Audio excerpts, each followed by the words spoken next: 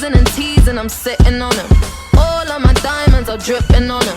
I met him at the bar, I was 12 or something. I ordered 2 more wines, cause tonight I want him. A little context if you care to listen. I find myself in a shit position.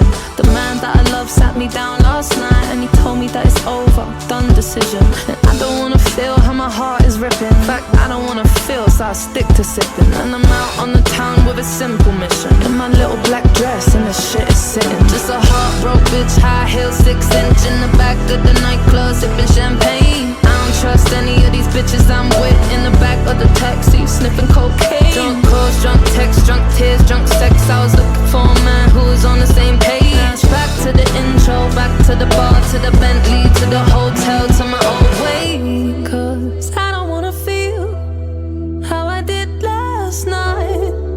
I don't wanna feel how I did last night. Doctor, doctor, anything please. Doctor, doctor, have mercy on me. Take this pain away. Just give me my symptoms, doctor. I don't wanna feel. Took this joint, how I'm blowing this steam.